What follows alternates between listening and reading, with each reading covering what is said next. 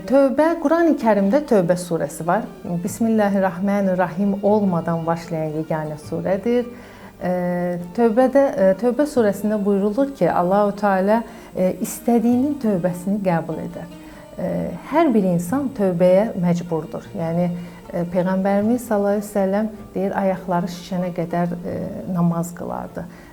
Niyə? Çünki tövbə edən qul olmaq istəyirdi, şükür edən qul olmaq istəyirdi.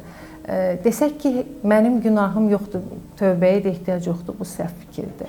Yəni bilərək və bilməyərək gün ərzində etdiyimiz yüzlərcə qüsur var. Onun üçün hər bir insanın hədis şərifdə buyurulduğu kimi bəzi hədislərdə 70, bəzi hərflərdə 100 dəfə Peyğəmbər sallallahu əleyhi və səlləmin gün ərzində tövbə çəkdiyi bildirilir. Ən qısası bunun Əstəğfirullahil azimdir. Tövbə istiğfar duası da var. Ən azı gündə 100 dəfə hər bir insan çəkməlidir. Ümumiyyətlə tövbə, yəni Allah-u Teala'ya sığınmaq deməkdir. Mən qüsurluyam, amma sənə gəldim. Nə deyir Allah-u Teala? Nə ilə gəlirsən gəl, qul haqqı xaric səni bağışlayaram. Və biz hər zaman tövbə etməliyik.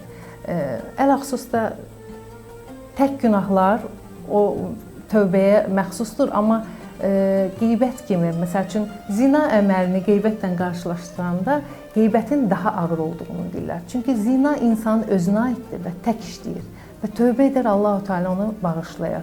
Amma bir insanın qeybətini etmək daha böyük günahdır. Çünki o insanın qul haqqına girmiş olursan və düşünsənizdə, bu dünyada mən əziyyət çəkib namaz qılmışam. Gecə yuxularımı haram qatıb zikir çəkmişəm və o dünyada gəlib sənə qeybət etdiyin insan deyir ki, ver o savabları mənə. Yəni sanki altı sökük bir çantaya savab yığmağa bənzəyir. Ümumiyyətlə az yemək, az danışmaq, az yatmaq bir möminin belə deyim də kuralıdır, qaydasıdır, möminin əsl qaydasıdır və az danışmaq, nə qədər insan az danışarsa o qədər qeybətdən uzaq olar.